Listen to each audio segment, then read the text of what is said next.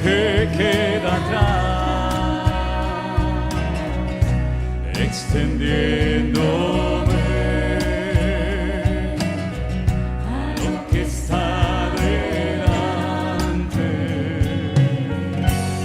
Prosigo a la meta, al llamado de mi Dios.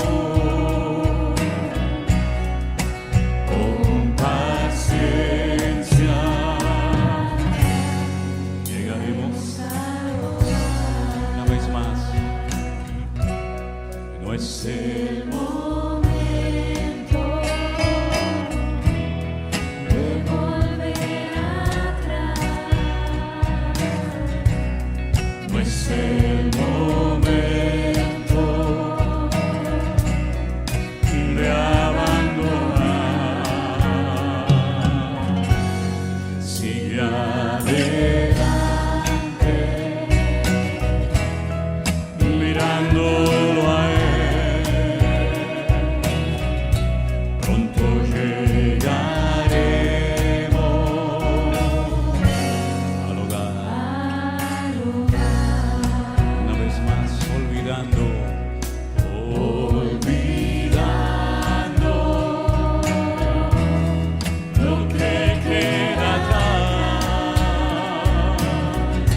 Extendiéndome a lo que está delante, prosigo a la meta, llamado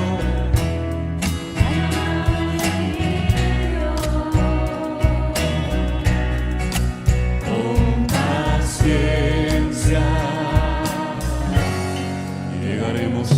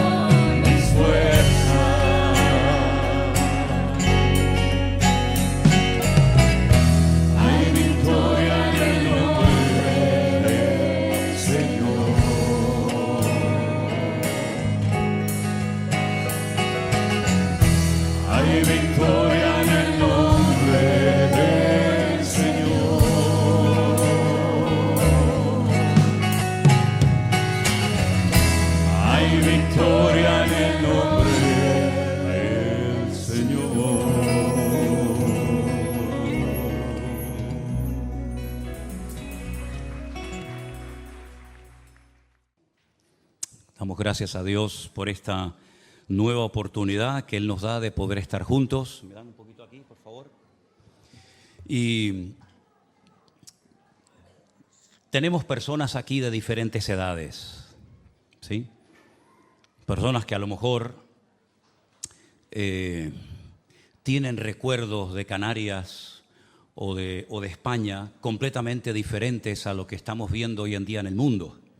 Por mi parte, desde mi humilde opinión, yo nunca había tenido la sensación de ver al mundo tan mal, tan desordenado, como si esto fuera una especie de gran manicomio, un polvorín, que en cualquier momento puede salir todo por los aires como de un tiempo a esta parte. Créanme.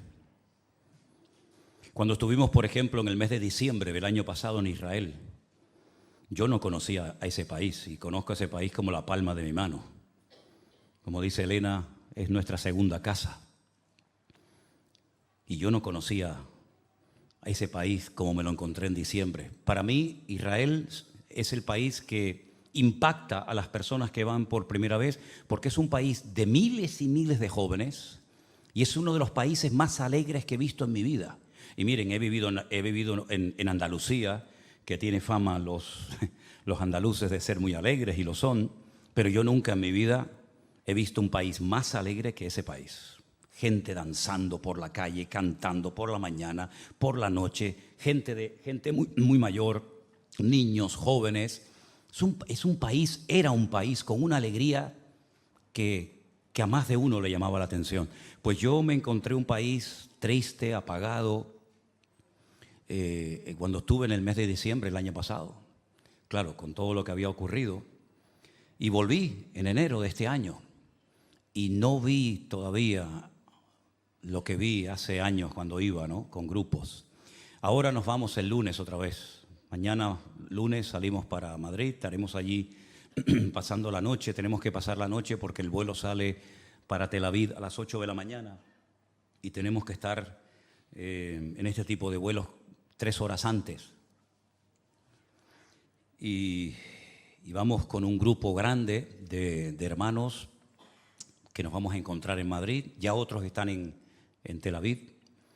Y cuando el grupo este se vaya, que son casi, no sé, 50 personas, pues estaremos un par de días un poco descansando y esperamos al siguiente grupo. Y vamos a estar prácticamente hasta final de mes en ese país.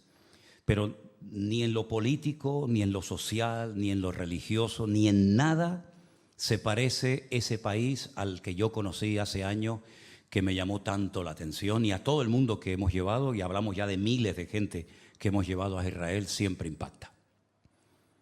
Yo recuerdo que mi infancia en Venezuela fue una infancia maravillosa. La gente de Venezuela en aquellos años no se querían ir a vivir a los Estados Unidos, porque se vivía casi mejor en Venezuela y encima hablando español que irte a los Estados Unidos. Mis bisabuelos y mis abuelos se fueron a Cuba,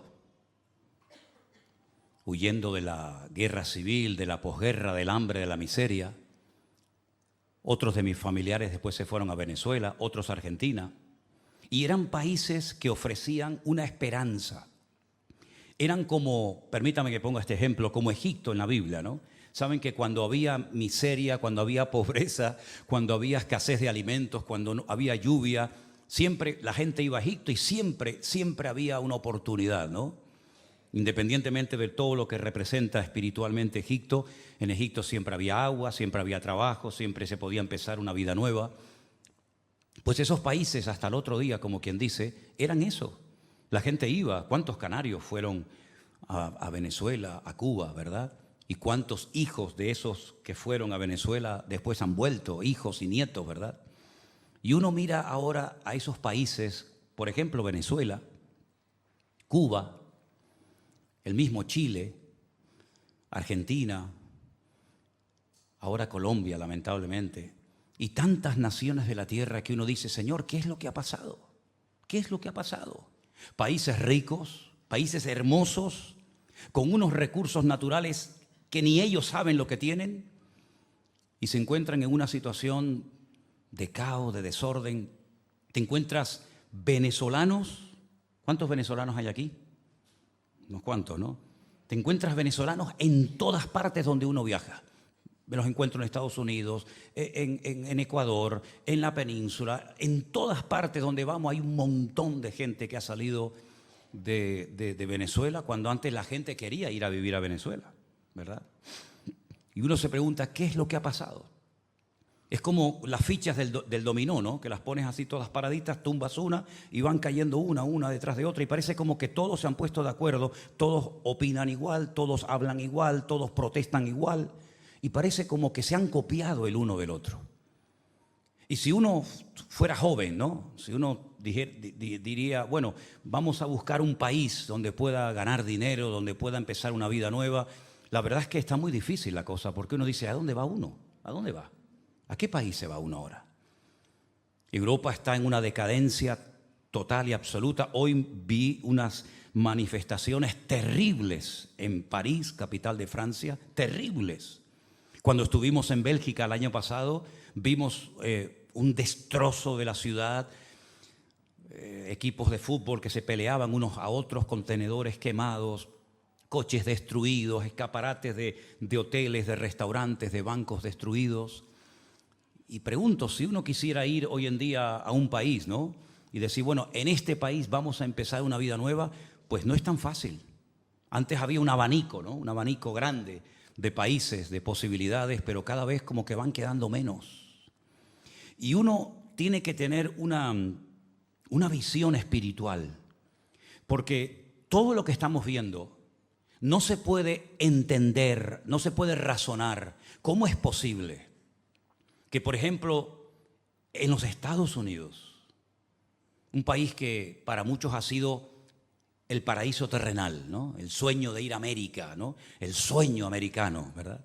¿Cómo es posible que, por ejemplo, en las universidades de lujo, porque en Estados Unidos no es gratis estudiar en una universidad, y mucho menos en las que estamos viendo últimamente en televisión, ¿cómo es posible que esos muchachos que van a ser los futuros jueces, abogados, arquitectos, médicos, políticos, etcétera, cómo es posible que sean capaces de perder un curso ante las amenazas de decir, si no entran a clase, si no suspenden las manifestaciones, les suspendemos el curso? ¿Cómo es posible que se la jueguen miles de muchachos, miles de jóvenes, por una causa que a ellos les queda tan lejana? Y cuando hablas con muchos de ellos y les haces 3 o 4 preguntas, te das cuenta de que no tienen ni idea.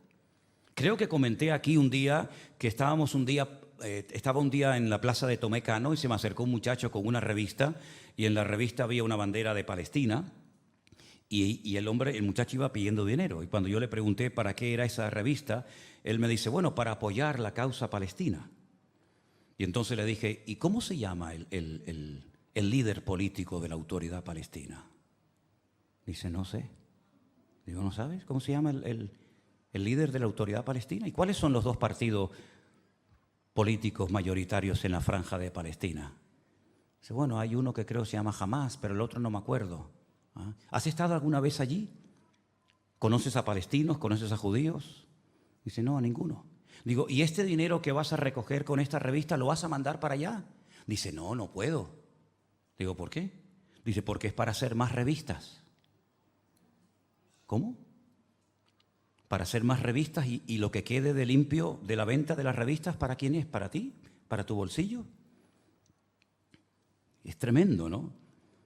Cuando salían por las calles algunos periodistas le decían, oye, ese grito que ya se ha extendido como una especie de cortina, ¿no? Una especie de humo, desde el río hasta el mar, Palestina libre.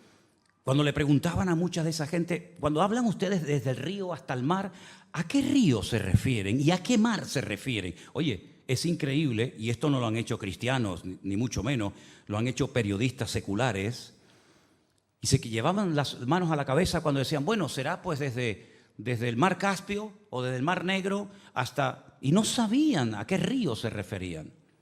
Sí, Israel no tiene ni 90 kilómetros de ancho. Y hay un río que es la división natural entre Jordania e Israel, y el río se llama el río Jordán. Y el mar al que se refieren, porque es como decir de extremo a extremo, es el mar Mediterráneo, no el mar Caspio, no el mar Cantábrico, no el mar Caribe, es el mar Mediterráneo. Si se grita que tiene que ser libre desde el río hasta el mar, ¿qué pasa con los 15 millones de habitantes que hay allá adentro? Porque solamente un 20% de los que viven en territorio o en suelo de Israel, solamente un 20% son, vamos a decir, palestinos. ¿Qué pasa con el 80% restante? Bueno, ahí entran judíos, drusos, beduinos, las minorías, pero bueno, estamos hablando de un 80% de una población de 13, 14 millones de habitantes, le quitas un 20%, estamos hablando de millones y millones de personas que son niños, ancianos, familias, jóvenes de derecha, de izquierda, homosexuales, religiosos, evangélicos, ateos. ¿Qué van a hacer ustedes? ¿Qué pretenden hacer con el 80% de la población que no son palestinos? Habrá que matarlos a todos, porque si no quieren que la gente viva ahí, como dijo Jordania hace muchos años, los tiraremos al mar. Los vamos empujando, empujando y empujando, los tiramos al mar, que se ahoguen todos. Estamos hablando de millones de personas y entonces ya nos podemos apropiar de un nuevo territorio. Entonces están reclamando y están hablando de un genocidio. Y matar a millones de personas, ¿qué es? ¿Un favor a la humanidad? ¿Un acto de misericordia o de altruismo que tenemos que aceptar y decir amén y sí, guana, porque es lo que está de moda hoy en día? ¿O tenemos que decir, espera un momento? Es decir, juzgamos a los que matan y ustedes quieren hacer exactamente lo mismo o peor. No tenemos ninguna autoridad moral ni espiritual de pedirle a alguien que haga algo que yo no estoy dispuesto a hacer.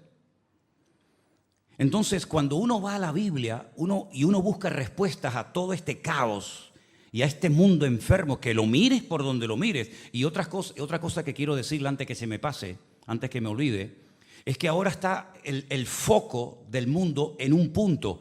Pero permítame decirles que en este momento hay 25 países en guerra, 25 conflictos en diferentes partes del mundo. Pienso, por ejemplo, en el continente africano, que nadie habla de él.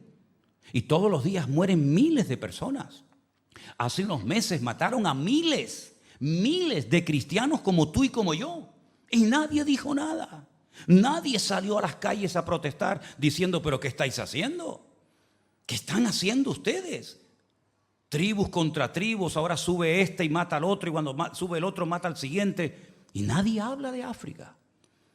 Y me acuerdo que había hace unos meses atrás que todos los días en la televisión salían noticias de lo que está pasando, por ejemplo, en Ucrania. Pocas cosas salen ya hoy en día de Ucrania, ¿sí o no? Y estamos viendo cómo está centrándose todo en un lugar y nos olvidamos de que detrás de todo esto hay una connotación y una lectura espiritual que lamentablemente pocos o nadie está haciendo. Porque claro, si invitan a un periodista, a un político, a un sociólogo, a un antropólogo, a una tertulia, pues hombre, tienen tema de conversación para hablar de lo que quieran. Pero ¿quién explica espiritualmente este trasfondo de lo que está ocurriendo? Nadie. Porque la mayoría de los que opinan, la mayoría de los que tienen una cierta influencia y son invitados a esos canales de televisión, la mayoría de ellos son ateos. Y no tienen ni idea de lo que dice Dios, ni tienen ni idea de lo que dice la Biblia, no tienen ni idea de lo que está pasando espiritualmente hablando. Y no se olviden que en esas partes del mundo, todo el mundo cree en algo. Es como en África. En África prácticamente no encuentras ateos. Y sé lo que te digo porque nosotros hemos ido a trabajar a África. Y en África todo el mundo cree en algo. O en el sol, o en la luna, en los demonios, en Dios, en los ángeles. Todo el mundo cree en algo. Y en Oriente Medio todo el mundo tiene su religión. Unos saben cuál es y los otros también. Luego, no podemos sacar el tema religioso o espiritual de todo esto porque entonces no vamos a entender absolutamente nada. Yo estaba leyendo en estos días, y sigo leyendo el libro de Samuel, que para mí es un libro extraordinario. Y en el capítulo 14 se relata una historia que espero que tengan paciencia para poder escucharla. Y la historia dice lo siguiente, 1 Samuel capítulo 14, verso 1. Aconteció un día ahí tienen la lectura si quieren seguirla conmigo, que Jonatán, el hijo de Saúl, le dijo a su criado que le traía las armas: ven y pasemos a la guarnición de los filisteos que está de aquel lado, y no lo hizo saber a su padre. Recuerden que Jonatán no era el rey de Israel en aquel momento. Jonatán era el hijo del rey. ¿El rey cómo se llamaba? Saúl. Y Jonatán sería el heredero, el príncipe, ¿no? Saúl se hallaba al extremo de Gabaá, debajo de un granado que hay en Migrón, y la gente que estaba con él eran como 600 hombres. Y Ahías, el hijo de Ahitob, que era el hermano de Icabod, hijo de Fines, hijo de Elí, sacerdote de Dios en Shilo, llevaba el efod, y no sabía el pueblo que Jonatán se hubiese ido. Fue algo que hizo en secreto. Vamos a ver qué es lo que hace este hombre. Y entre los desfiladeros por donde Jonatán procuraba pasar a la guarnición de los filisteos, había un peñasco agudo de un lado y del otro lado. El uno se llamaba Boses y el otro Sene. Y uno de los peñascos estaba situado al norte, hacia Micmas, y el otro hacia el sur, hacia Gabaá. Es tremendamente interesante cuando estás en Israel y comienzas a leer esto y te das cuenta efectivamente que todo está exactamente igual como dice la Biblia. Este peñasco aquí, aquella montaña allá, el valle en medio. Uno tiene que hacer aquí un esfuerzo de imaginación, pero estando allí, ya te digo, es una maravilla porque allí ves la Biblia, aquí la lees, allí la ves. Y le dijo Jonatán a su paje de armas: ven, pasemos a la guarnición de estos incircuncisos. Quizá haga algo Dios por nosotros, pues no es difícil para Dios salvar con muchos o con pocos. Qué tremenda declaración, ¿eh? Qué confianza, qué claro lo tenía. Dios puede salvar con mucha gente o con poca gente.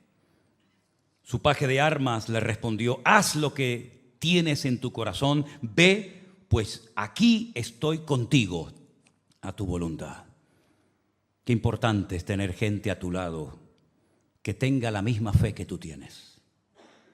Y qué tragedia rodearte y convivir con una persona que no tiene tu fe ni cree en tu Dios. Es una maravilla cuando te despiertas por la mañana y la mujer que está durmiendo a tu lado, sabes que cree en el mismo Dios que tú tienes y pueden orar juntos al mismo Dios y leer la misma Biblia. Y en un momento determinado decir: oye, mira lo que leí, mira lo que descubrí. O ella te lo dice a ti. O vas a la sala y hablas con una de tus hijas o de tus hijos. Pero qué triste tiene que ser levantarte por la mañana, estar un tiempito a solas en oración después de escuchar el devocional de un pastor que tiene un devocional todos los días de lunes a viernes a las 9 de la mañana, y querer ir a él o a ella a decirle: oye, ¿viste lo que dijo? ¿Viste el versículo? Y no puedes decirle nada, pues te va a decir: déjame en paz, por favor. Tu Dios y con tu iglesia, tu pastor y tu religión. Me parece que estás enamorada de ese hombre. Claro, el carnal, ¿cómo habla? ¿Cómo hablan los carnales, hermano? Como los carnales. ¿Y cómo piensa un carnal? Como piensan todos los carnales del mundo, ¿verdad? Pero qué bonito cuando le dice Jonatán: oye, ¿sabes una cosa?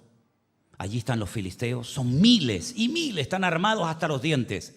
Pero quién sabe si el Señor nos usa a nosotros en este momento para derrotarlos. Vamos a probar, vamos a subir estos peñascos, vamos a jugarnos la vida y hacerles frente, a ver si Dios nos usa. ¿Vienes conmigo o qué? Y le dice el paje de armas: yo estoy contigo, aquí estoy contigo, cuenta conmigo. Tienes que rodearte de ese tipo de gente, amén, hermano. Tienes que rodearte de esa gente fiel. No abundan, pero si lo encuentras, no lo sueltes. Dijo entonces Jonatán: vamos a pasar a esos hombres y nos mostraremos a ellos. Y si nos dicen, mira la prueba que va a poner, espero que la entiendas bien: esperad hasta que lleguemos a vosotros, entonces nos estaremos en nuestro lugar y no subiremos a ellos. Mas si nos dijeren: subid, subid a nosotros, entonces subiremos, porque Dios los ha entregado en nuestra mano, y esto nos será por señal. ¿Entienden, no? Allí están los filisteos armados hasta los dientes en la montaña.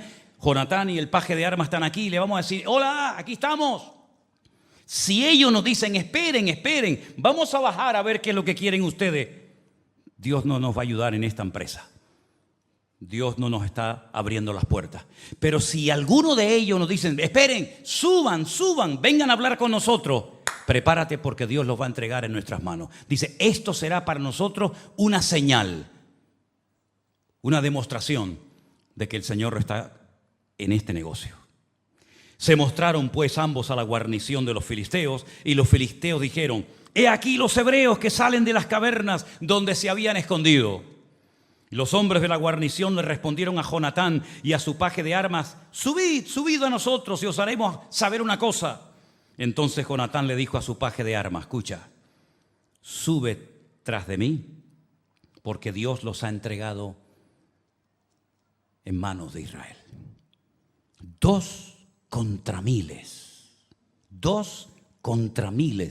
de soldados que odiaban al pueblo de Israel. Jonatán subió trepando con sus manos y con sus pies, y tras él su paje de armas. Y los que caían delante de Jonatán, su paje de armas que iba tras de él los remataba. ¿Qué te parece? Aprender a trabajar en equipo, aunque seamos pocos, pero unidos en un mismo sentir, ¿verdad? Y trabajando unidos. Lo que se me escape a mí, termínalo tú. Y fue esta primera matanza que hicieron Jonatán y su paje de armas como 20 hombres en el espacio de una media yeguada de tierra. ¿Y saben lo que pasó? Que hubo pánico en el campamento y por el campo, y entre toda la gente de la guarnición, los que habían ido a merodear, también ellos tuvieron pánico, y la tierra tembló, pues hubo gran consternación. Dios comenzó a obrar de tal manera que dice la Biblia, si lo siguen leyendo, que empezaron a pelear los unos contra los otros.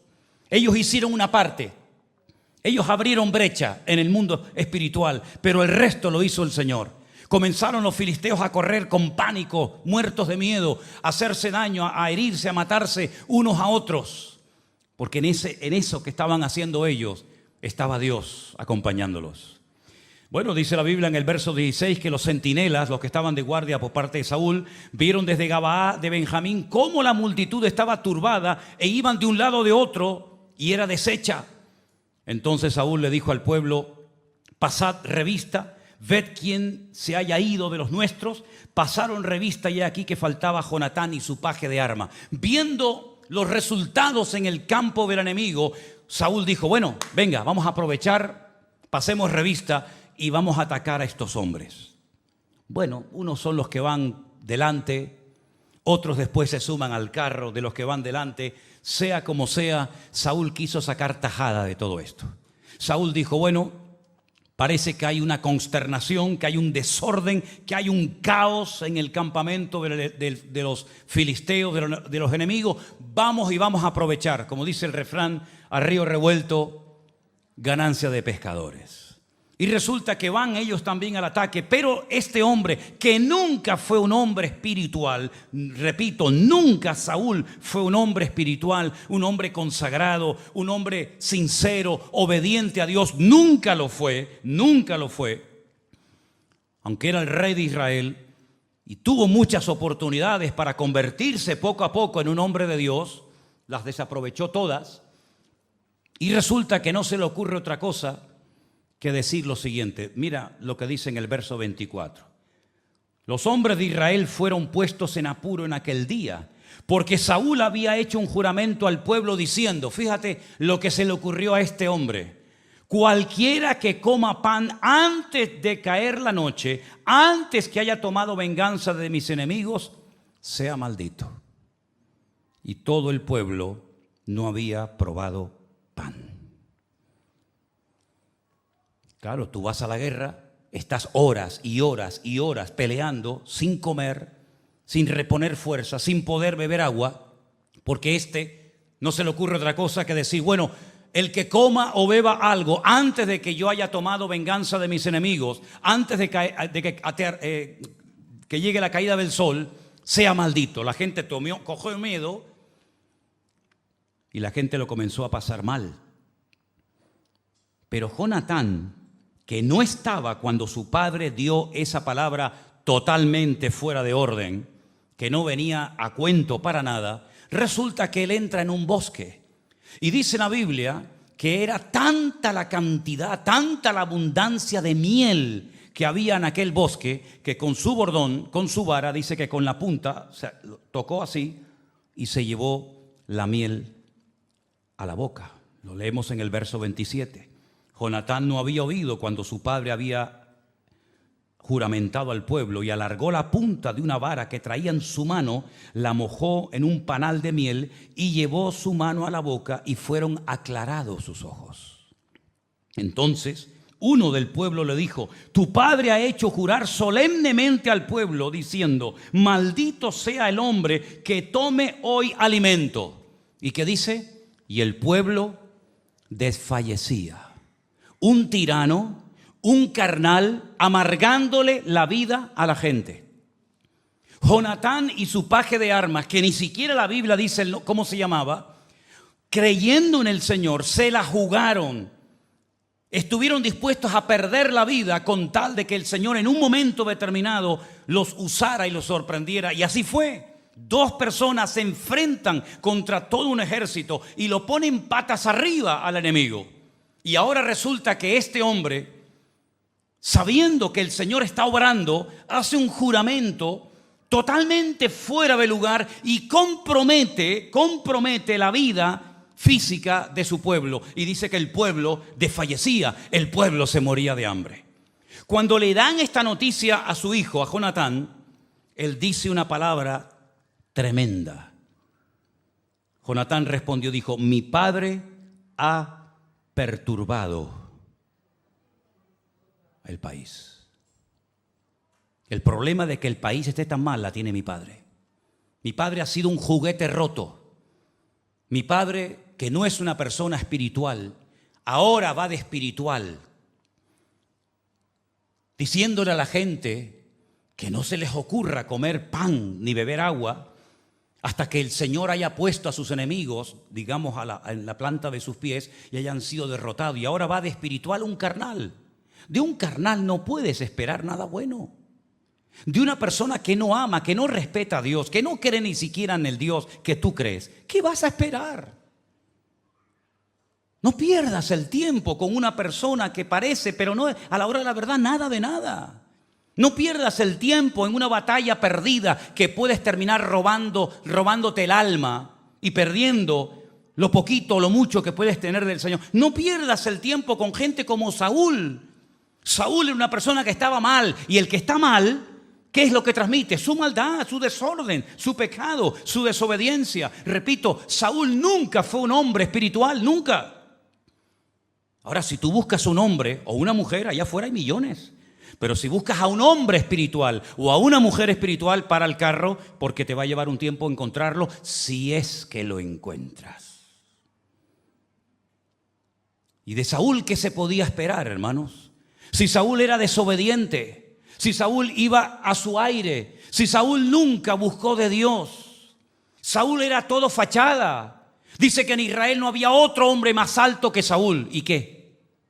Y todo lo que tenía de grande por dentro lo tenía de enano por dentro.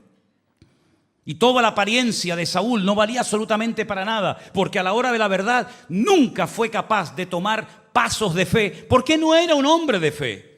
Y como dice Romanos 8, los hombres o las personas carnales se comportan como carnales y piensan en las cosas de la carne, más los que son del Espíritu piensan en las cosas del Espíritu. Y ahora este juramento lo que está trayendo es una ruina al país, y su hijo lo dice. Su hijo no es diplomático diciendo, bueno, pobrecito mi padre, hay que entenderlo, ya es mayor, en fin, hay que tener paciencia. No hay que tener paciencia. Mi padre ha perturbado al país. El versículo dice, y hay una palabra, esa palabra, ajar, se puede traducir de diferentes maneras.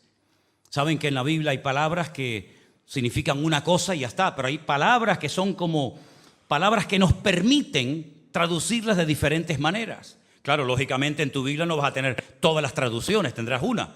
Pero esa palabra ajar se puede traducir por arruinar, por destruir, trastornar el orden, causar problemas e intranquilidad en la gente.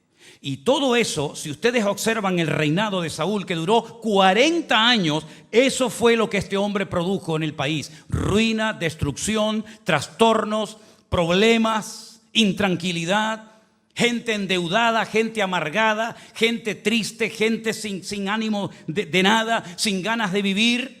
Y de ahí viene el hecho de que cuando se enteran de que David está en una cueva llamada la famosa cueva de Adulán, la gente prefiere ir a la cueva con David que vivir al lado de este hombre que lo único que ha traído es ruina, destrucción y desesperación al país.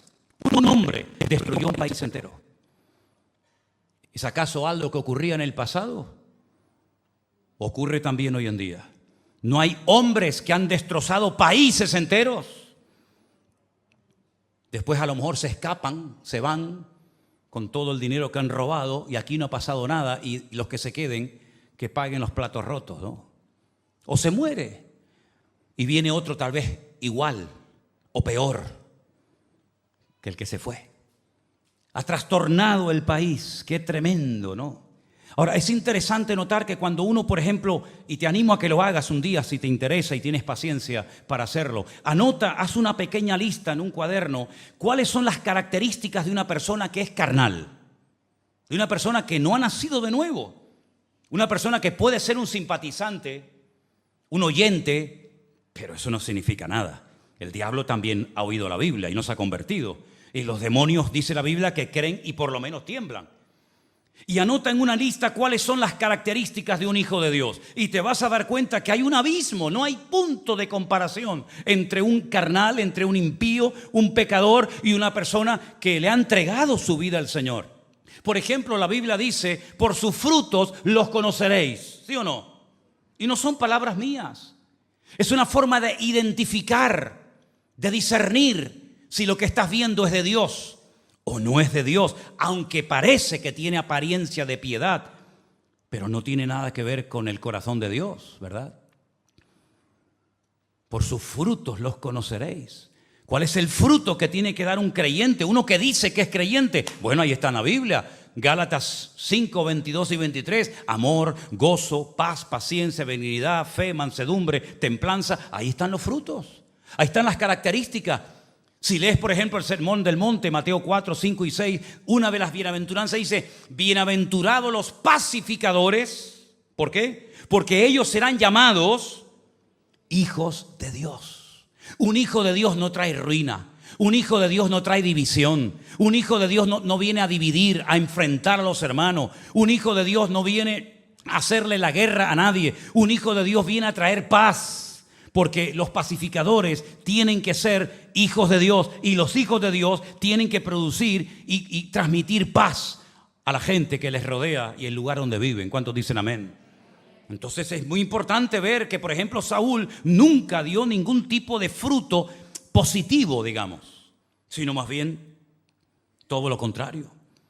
Fue una persona que trajo, como dice Jonatán, ha perturbado al país. Pero lo peor no es solamente lo que hacía Saúl. Para mí más triste es que había gente que apoyaba a Saúl y seguían a Saúl.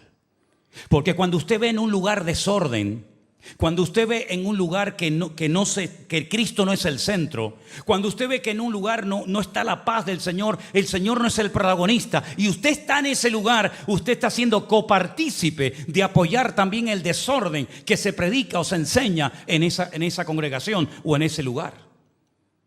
No solamente es el que lo hace, sino también el que lo apoya, el que se calla la boca.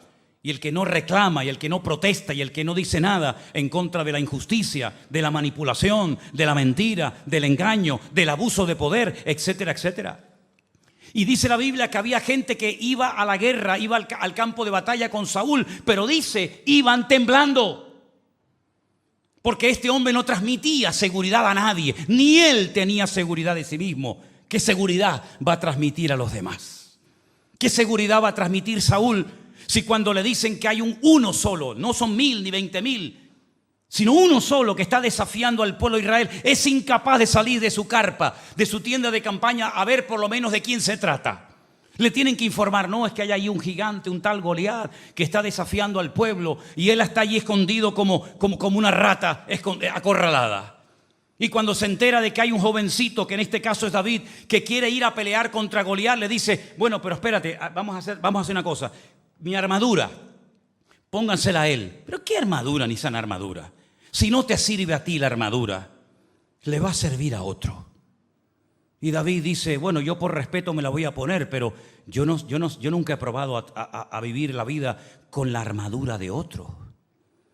Yo me defiendo con mi onda, yo me defiendo en el nombre de mi Dios. Y si es un león, o si es un oso, o es un gigante, me da igual, porque no voy en mi propia fuerza, voy en el nombre, sobre todo nombre, el nombre de mi Dios. Yo para qué quiero este escudo si no te sirve ni a ti. Y además me queda grande, porque está hecho a tu medida y no a mi medida. Y no es la armadura la que se tiene que adaptar al soldado, es el soldado el que se tiene que adaptar a lo que Dios tiene para su vida. ¿Qué va a transmitir Saúl? Si dice Jonatán, tú has perturbado al país. Tú has cogido un país precioso, bendecido, lleno de milagros, porque no hay otro pueblo, ni lo habrá jamás sobre la faz de la tierra, que haya visto más milagros que el pueblo de Israel. No hay ninguna nación de la tierra que haya visto tantos milagros y continuos y variados como el pueblo de Israel. Por lo tanto, mis queridos hermanos, hay que tener memoria, pero memoria para lo bueno, no memoria para lo malo. Tú has cogido un país bendecido. Tú has cogido un país con una expectativa tremenda de empezar una vida nueva y lo has destruido y lo has perturbado. Y es como cuando hay agua cristalina y de repente metes la mano y mueves hacia el fondo y sale todo el barro, ¿no? Todo lo que hay en el fondo y se enturbia el agua. Eso es lo que tú has hecho. Tú has enturbiado y estropeado a un país precioso. Tú lo has destruido porque tú estás destruido como hombre. Y Dios te ha desechado. Incluso al profeta Samuel le dijo, ya no ores por él, porque ya le da igual que oren o que no oren. Fíjate cómo era este hombre, tan empecinado en su maldad, que dice la Biblia que cuando Dios no le respondía, porque ya Dios no le respondía, se iba a consultar a una adivina, a una bruja. Dice, bueno, si Dios no me responde, por lo menos que el diablo me responda, como hacen muchos hoy en día, que ya Dios no les responde, que ya Dios no está con ellos, pero sin embargo siguen buscando en los instrumentos del diablo una respuesta a su matrimonio, a su enfermedad, a su economía, ¿verdad? Si Dios no me responde, ¿qué te va a responder Dios, hombre? Si solamente por el hecho de tener vida tenías que ser una persona tremendamente agradecida y estás todo el día viendo los defectos de los demás y te olvidas de verte los tuyos propios. Saúl, cuando el profeta Samuel lo confronta y le dice, pero ¿esto qué es? ¿Esto qué es? Te hemos dicho que no cojas nada del enemigo. Y él dice, no, yo no he cogido nada. No, yo no. Ah, no. ¿Quién lo ha hecho entonces? El pueblo. ¿Se acuerdan de esta historia?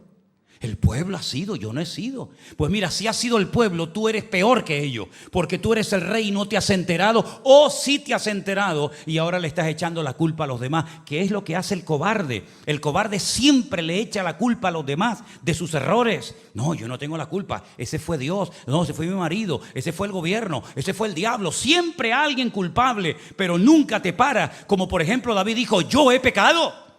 Yo no le voy a echar la culpa a la vecina, ni le voy a echar la culpa al clima. No, yo he pecado, yo he metido la pata, yo he hecho lo que no tenía que haber hecho nunca. Y soy digno de muerte, y pidió perdón a Dios, y Dios lo perdonó. Pero el cobarde no tiene valor ni siquiera para salvar su alma. Y todo lo que estamos viendo en el mundo es un reflejo de lo que está ocurriendo en el mundo espiritual. El mundo espiritual siempre, pero ahora, en los últimos tiempos, más que nunca, está teniendo una influencia sobre el mundo tremenda. Porque no es normal lo que está pasando, hermano. ¿O ustedes lo ven normal?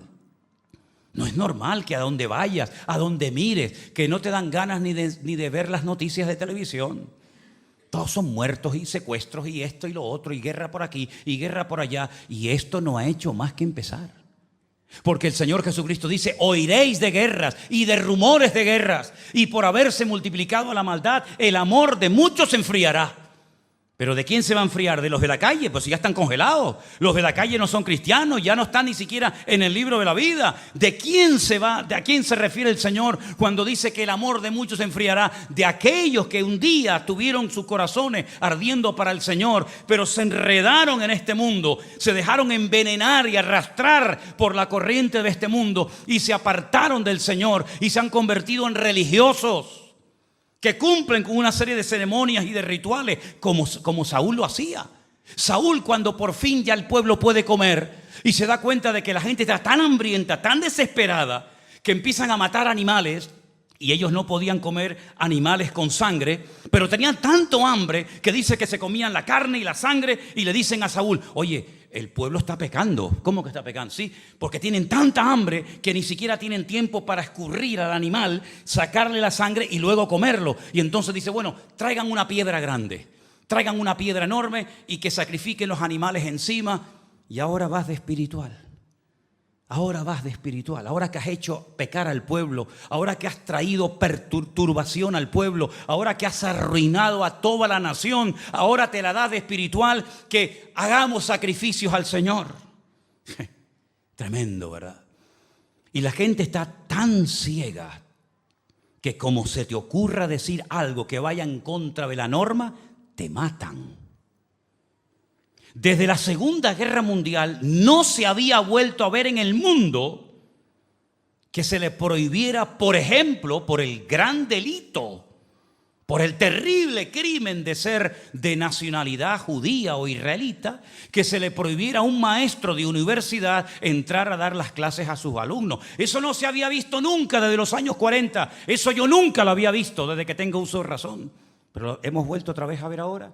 Y ahora están proponiendo en grandes universidades de una élite que son carísimas estudiar en esas universidades. Eso es para ricos. Están diciendo de aquí para allá, en todo caso, sean clases para esta gentuza, y de aquí para acá para nosotros que somos los buenos. Y eso ya pasó en España en la época de Franco, cuando se les amenazaba a los cristianos evangélicos que cuando morían no se les iba a dar santa sepultura en los cementerios.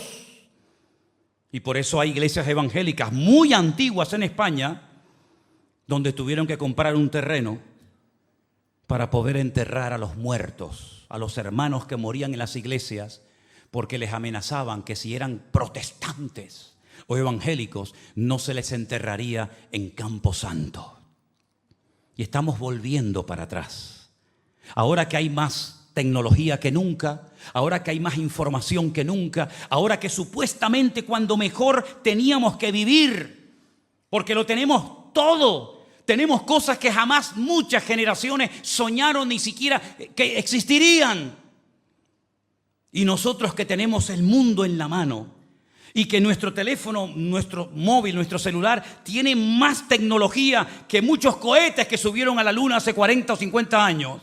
Ahora que podemos ser los más felices del mundo, el hombre está más vacío y más hueco que nunca, porque ha perdido el factor espiritual, porque le ha dado las espaldas a Dios y creyéndose ser sabios se hacen necios e ignorantes. Y estamos viendo en el mundo cómo hay personas que son capaces de hacer locuras creyendo que defienden una causa justa. Y yo no estoy justificando a nadie, ni estoy haciendo publicidad ni de unos ni de otros. Así de claro. Simplemente digo, utilicemos un poco el sentido común. Si no quieres emplear la fe porque no la tienes, bueno, pues si no la tienes, no la tienes. Pero por lo menos empleemos el sentido común. Es normal pedir que se maten a 15 millones de personas para apropiarse de un territorio cuando cualquier país árabe tiene miles y miles y millones de metros cuadrados. Es normal que la gente se levante como si fueran animales salvajes contra una mujer que paseando el otro día por las calles de Madrid se le insulte, y si no llega a intervenir la policía la matan y la violan allí mismo simplemente por el gran delito de ser judía. Como si nosotros pudiéramos elegir el lugar de nuestro nacimiento. ¿Tú elegiste nacer aquí? ¿Tú escogiste este país, esta isla, esta ciudad? ¿Tú elegiste a tus padres? ¿El apellido que llevas tú lo elegiste? ¿Tuviste la opción de elegir? No, este papá no me gusta aquel. No, esta mamá no, me gusta más aquella. ¿Pudiste escoger a tu padre y a tu madre? Son detalles que se nos escapan de las manos, como no solamente ese, sino también dónde vamos a morir. ¿Puedes elegir el sitio donde quieres morir? ¿Puedes elegir la enfermedad o la forma como vas a morir? No lo puedes elegir. Es que yo no soy cristiano, es que da igual, yo soy cristiano y no puedo elegir ni el día, ni la hora, ni el lugar, ni la forma como voy a morir. Son cosas que se escapan de nuestro control. Y una persona que ha nacido en Afganistán, o en Marruecos, o en Estados Unidos, o en La Palma, en La Gomera, o en Jerusalén, en Israel, ¿qué culpa tiene una persona de tener una documentación diferente a la nuestra? No, hay que ir a por él, porque es diferente a nosotros. Pero es que esto ya me suena. Esto me suena a mí a lo que pasó en territorio europeo hace 70 años atrás. Es lo mismo, porque la Biblia dice, ¿qué es lo que será? Lo mismo que fue. Y así como Saúl trajo turbación, ruina, descomposición moral y espiritual a Israel, estamos viendo que nuestro país, nuestro mundo, está entrando en una crisis total de valores, de principios, de moral y de todo. Pero no nos tenemos que sorprender por nada de esto, queridos hermanos, porque la Biblia dice que todas las naciones de la tierra van a ser sacudidas y zarandeadas.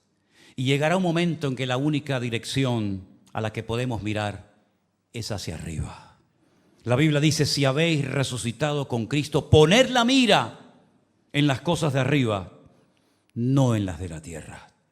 Y quiero recordarles que esta turbación que vino a consecuencia de la mala cabeza y de la mala influencia de Saúl, la vamos a experimentar nosotros, si no es que ya la estamos experimentando en carne propia. Y recordar lo que dijo el Señor. ¿Saben cómo van a ser los últimos tiempos? Hombre, y hay que ser torpe, hay que ser ciego. Es que no hay que ser ni cristiano para entender lo que voy a decir ahora. Si no entiendes que este mundo está enfermo y en coma y que estamos en los últimos tiempos, querido, es que no entiendes nada. Cualquier persona sabe que este mundo no puede seguir más tiempo así. Todo el mundo sabe perfectamente que esto no aguanta más, que esto va a explotar por algún lado en cualquier momento. La economía no da más, la maquinita no da más. Esto va a explotar en cualquier momento, por Europa, o por Asia, o por Israel, o por Europa. Por cualquier lugar va a explotar en cualquier momento. Y todo el mundo sabe, o deberíamos de saber, lo que el Señor dijo de nuestros tiempos, que serían como los días de Noé. ¿Le suena a usted el personaje de Noé? ¿Sabe algo usted de Noé? Generalmente lo que sabemos de Noé es que era un señor que se dedicó a construir un barco para que cuando lloviera mucho se metiera en él y no se muriera. Y punto, ya algunos ya no saben más. Pero yo te voy a decir un poquito más detalles. Noé fue un hombre que no se dejó contaminar por la sociedad depravada y perversa en la que él vivió. Porque la Biblia dice que Dios, lo dice metafóricamente, ¿no?, que Dios miró hacia la tierra y vio que toda la humanidad estaba en una descomposición espiritual sin precedentes. La gente eran peor que animales, y yo creo que hemos llegado a un punto que los seres humanos se comportan peor que animales. Yo hasta el otro día tenía un perro que lo echo muchísimo de menos, ojalá no lo hubiera tenido que sacrificar. Y les puedo asegurar que me fiaba más de mi perro que de mucha gente, incluso de algunos que se llaman cristianos. Porque sé que él nunca me iba a traicionar y era lo más fiel que me podía imaginar en esta vida que pudiera dar la fidelidad a un animal. Y estamos viendo cómo el ser humano se comporta peor que un animal. Que padres que adoptan hijos son capaces a los pocos años de acabar con sus vidas. Y eso lo hemos visto aquí, en España. Y no será la primera o la última vez que ponemos la televisión y vemos que aparece una criatura hasta con el cordón umbilical dentro del cubo de basura enrollado en una bolsa plástica. Eso no lo hace ni la peor bestia de la tierra, hombre. Eso no lo hace ningún animal. Nosotros los seres humanos sí hemos sido capaces de hacer eso y peor todavía. Y las barbaridades que se hicieron en los kibutzim el día 7 de octubre en Israel. Hermanos queridos, ustedes no han visto ni la misa de la mitad. Cosas que no se pueden decir aquí porque automáticamente pues nos censurarían, porque son palabras muy fuertes, imágenes terribles de cosas que se hicieron en nombre de la religión o no sé de qué Dios. Hermanos queridos, Noé fue un hombre que no se dejó marcar por la sociedad de su época, sino al contrario, él se mantuvo fiel como Daniel, como José, como David y tantos hombres. Y no solamente no se dejó manipular, sino que además predicaba y decía, viene un diluvio, que esto se va al garete, que vamos a ser destruidos, que viene una desgracia a nivel universal, prepárense. Nada, la gente pasaba de todo. Mateo capítulo 24 dice que minutos antes del diluvio, escuchen esto, hermano, minutos antes del diluvio, la gente estaba comiendo como si nada. Y bebiendo y casándose. Oye, cuando tú te casas con una persona es porque tienes un plan de futuro, quieres establecer una familia, crear un hogar. La gente minutos antes del diluvio estaban como si nada fuera a ocurrir. Y Noé sabía que al planeta Tierra le quedaban minutos de vida. Minutos de vida. Y el Señor Jesucristo dice, así va a ser la época de ustedes. Así va a ser España y las Islas Canarias dentro de unos años. Así va a ser Europa. Vayan por el mundo entero y se van a dar cuenta que la gente, ¿qué es lo que quiere? Ganar dinero, vivir bien, viva la pepa. Dios, ahí está Dios, ya ni siquiera dónde lo dejaron. Igual que la sociedad de Noé. Gente pervertida, gente infiel, gente traicionera. Y quiero en esta noche terminar porque no quiero aburrirles, pero yo quiero leerles lo que dice la Biblia de cómo va a ser Canarias, cómo va a ser España, cómo va a ser el mundo en los últimos tiempos. Póngase de pie conmigo, por favor.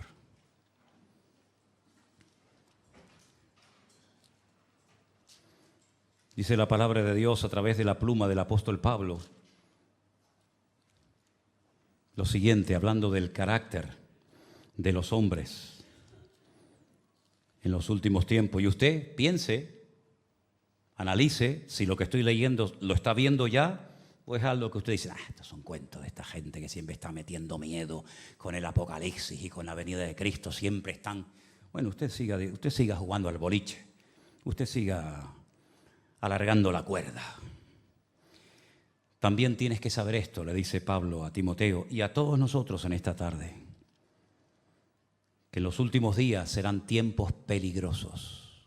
¿Saben? Esta palabra peligroso la estudié en el griego y dice que es la palabra chalepos, que significa tiempos desprovistos de todo principio moral o espiritual. Todo vale.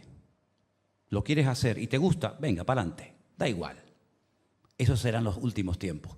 Como aquellos griegos que le daban tanta importancia al deporte, al culturismo, al hedonismo. Primero yo y después más yo, ¿no? Aquellos hombres que eran tan cultos, tan filósofos, y después eran unos depravados y unos corruptos terribles. Dice, los últimos tiempos habrá hombres amadores de sí mismos. ¿Qué significa amadores de sí mismos? Egoístas. Si yo estoy bien y aquel se está muriendo, allá él. Esa es la sociedad que viene manifestándose desde el tiempo del COVID. Antes del COVID, la gente era diferente. Yo no sé si ustedes se han dado cuenta. Antes del COVID, había una solidaridad, había algo que se ha perdido. Hoy en día cada uno va a lo suyo. Hay una agresividad en la carretera. Coja el coche, vayas a dar una vuelta por la isla. No se te ocurra decirle nada a alguien. Y estamos en Canarias, vete a la península, dile a alguien, saca con un hacha y te corta ahí. Bueno, y si te vas a otros países ni te cuento. Egoísmo por todas partes, avaros, vanagloriosos. Nunca hemos vivido en una sociedad de tanta vanidad. Miren la televisión, miren los programas que tienen más éxito. ¿A qué se dedican? Gente sin estudio, sin esfuerzo, sin trabajo, sin darle un palo al agua en toda la vida. ¿A qué? Pues ya saben a qué, ¿verdad? Vanagloriosos, soberbios, blasfemos, desobedientes a los padres. Nunca ha habido tanta desobediencia y tanta falta de respeto de los hijos hacia los padres como de unos años a esta parte. Ingratos, impíos, sin afecto natural, le da lo mismo 4 que 40. Implacables, calumniadores, intemperantes, crueles, aborrecedores de lo bueno. ¿Qué es lo que ama la gente? Lo malo, lo prohibido. Aborrecedores de lo bueno, traidores, impetuosos, infatuados, amadores de los deleites más que de Dios. Escucha bien esto es muy fuerte. Tendrán apariencia de piedad, de niño bueno, de mosquita muerta, pero cuidado, negarán la eficacia de ella. Estos son los que se meten en las casas y llevan cautivas a las mujercillas cargadas de pecado, arrastradas por diversas concupiscencias. No le abres tu puerta de la casa a Dios. Sin embargo, después le abres la puerta de tu casa y de tu vida y de tu alma a cualquier mequetrefe, que lo único que quiere es llegar a la meta y después cogerte como la araña y tirarte a un lado y decir, venga, la siguiente, una más, un trofeo más de guerra. Se meten en las casas, siempre están aprendiendo y nunca llegan al conocimiento de la verdad. Y ahí podríamos seguir leyendo la lista de cómo se describe a la perfección, como si fuera un periodista del siglo XXI, Pablo diciendo, así va a ser la gente en España, en Europa, en América, en el mundo entero, en los últimos tiempos. Y aquí estamos tú y yo, hermanos. Podríamos haber nacido en otra época de la historia, más espiritual, más respetuosa, más recatada, pero no, Dios ha decidido que vivamos en esta época de la historia. Y estamos viendo cómo están perturbando y rompiendo naciones enteras, países enteros. España va cuesta abajo y sin frenos. Y este señor que está ahí sentado se cree que puede hacer lo que le da la gana y no pasa nada. Pero llegará el momento en el que Dios diga basta. Y va a ser pronto, hermanos. Y tenemos que estar preparados como hijos de Dios para no dejarnos manipular por nada ni por nadie. Si nos llaman locos, si nos llaman fanáticos. Hace poco le dije a una persona, cuando vengas a hablar conmigo, no me vengas con ese escote que te llega a la rodilla. A mí se me respeta. Y este lugar se respeta. ¡Oh! Se fue ofendida. Muy ofendida porque el pastor no tiene amor. Y le dijo, no. ¿Saben, hermanos queridos? Nosotros como cristianos tenemos que tener criterio propio y personalidad. Si alguien no quiere cambiar, no cambies, hijo. Pero no me vengas a cambiar a mí. Porque yo sé en quién he creído. Y yo sé lo que Dios ha hecho en mi vida. Y Dios no me tiene que demostrar nada.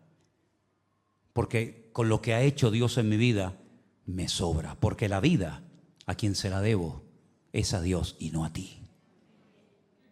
Cierra tus ojos ahí donde estás y en esta tarde piensa en esto. Piensa en esto, ¿eh? ¿Qué vas a hacer a partir de hoy con tu vida? ¿Qué vas a hacer con la palabra que has oído en esta tarde? Bueno, un sermoncito más del pastor aquí y tal. Bueno, está bien. Ojalá me hubieran hablado a mí así hace años. No hubiera sido el golfo que fui, ni hubiera perdido el tiempo que perdí. Pero doy gracias a Dios que Dios tuvo misericordia de mi vida, como la está teniendo de todos y cada uno de nosotros. Y espero que los jóvenes de esta iglesia sean jóvenes con criterio y con personalidad. Cuidado con los muchachos que vienen a seducirles con palabras bonitas y con promesas hermosas y luego pidiéndote que haga lo que ellos jamás van a hacer. Valórate, hazte respetar, ponte en tu sitio y no pierdas el tiempo, porque yo le digo a la gente, más vale estar solo o sola que mal acompañado. Señor, te pedimos que en esta tarde tu palabra nos haya hablado y nos haya penetrado el alma y nos haya sacudido nuestras conciencias y hayamos despertado a la cruda realidad de que los tiempos finales serán tiempos duros, difíciles, peligrosos, desprovistos de toda moral y de principio bíblico. Pero Señor, te pedimos que nuestra fe no sea contaminada ni envenenada por este mundo, sino que nos mantengamos firmes en la obra del Señor, creciendo siempre, avanzando, seguimos adelante en tu nombre, Señor. Guárdanos de todo peligro, guárdanos de todo mal, Señor. No queremos perder el tiempo, queremos honrarte y servirte a ti, Señor. Y pedimos que todas las personas que vengan a esta congregación vengan para verte a ti y a escuchar tu palabra, Señor. Y si no es así, pues que Dios los bendiga. Pero estamos en este lugar no para endulzar los oídos de la gente, no para agradar los corazones de nadie. Estamos en este lugar para predicar lo que tal vez nadie se atreve a predicar y a decir lo que nadie se atreve a decir. Ayúdanos a ser valientes en este tiempo de tanta ambigüedad, de tanta hipocresía, de tanta falsedad, de tanta falsa espiritualidad, de tanta apariencia de piedad. Ayúdanos, Señor, a ser luz y sal en esta ciudad, Padre. Guarda a nuestros hijos, guarda a nuestros nietos, guarda a los jóvenes, a nuestras esposas, los maridos, los que estudian, los que trabajan. Guárdanos a todos, Señor, en esta hora. Y danos victoria tras victoria y triunfo tras triunfo en el nombre bendito de Jesús. ¿Cuántos dicen amén? Vamos a tener una semana victoriosa.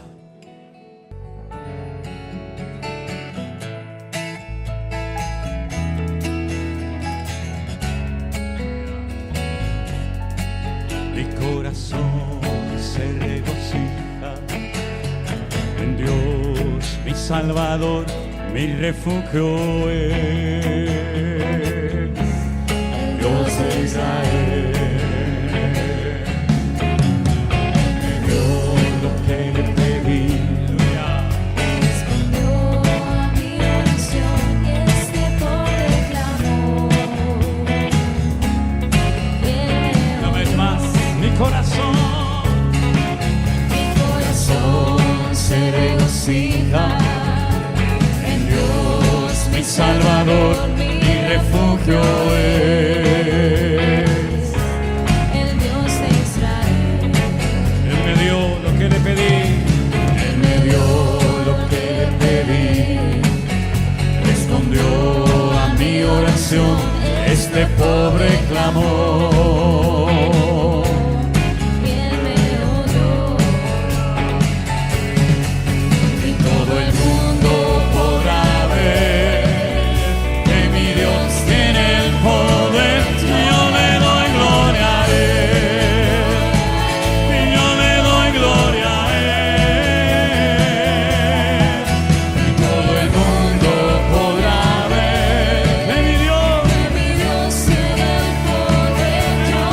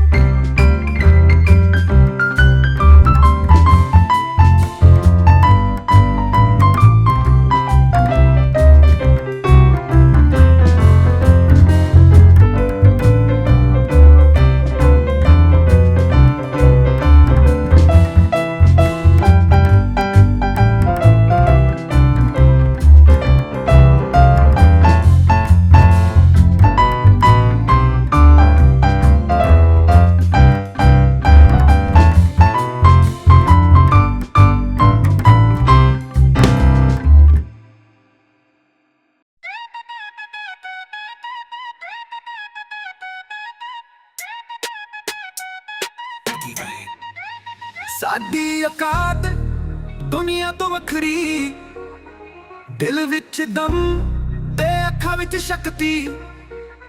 ਜਿੱਥੇ ਵੀ ਲੰਘੇ ਛੱਡ ਦੇ ਰੌਣਕ, ਪੰਗਾ ਲੈ ਕੇ ਵੇਖ ਕਰਦੇ ਸਭ ਨੂੰ ਸ਼ੌਕ। ਸਾਡੀ ਔਕਾਤ ਸਾਡੇ ਨਾਮ ਦਾ ਰਾਜ, ਚੱਲਦੇ ਜਿਹੜੇ ਵੀ ਬਣ ਜਾਵੇ ਅੰਦਾਜ਼। ਗੱਲਾਂ ਵੀ ਸਾਡੀ ਜ਼ਮੀਨ ਤੋਂ ਹਾਈ, ਸਾਡੀ ਔਕਾਤ ਕੋਈ ਨਾ ਕਰਦੇ ਟਰਾਈ। ਸ਼ਹਿਰ ਦੇ ਵਿੱਚ ਵੀ ਸਾਡੀਆਂ ਗੱਲਾਂ ਮਸ਼ਹੂਰ, ਸਾਡੀ ਚੱਲ ਚੱਲਦੀ ਜਿਵੇਂ ਹਵਾ ਦੀ ਧੂੜ। ਦਿਲ ਵੀ ਰੱਖਦੇ ਸਾਫ਼ ਤੇ ਬੜਾ, ਪਰ ਪੰਗਾ ਲਿਆ ਤਾਂ ਕਰਦੇ ਜੱਡਾ। ਸਾਡੀ ਔਕਾਤ ਸਾਡੇ ਨਾਮ ਦਾ ਰਾਜ, ਚੱਲਦੇ ਜਿਹੜੇ ਵੀ ਬਣ ਜਾਵੇ ਅੰਦਾਜ਼। ਗੱਲਾਂ ਵੀ ਸਾਡੀ ਜ਼ਮੀਨ ਤੋਂ ਹਾਈ, ਸਾਡੀ ਔਕਾਤ ਕੋਈ ਨਾ ਕਰਦੇ ਟਰਾਈ।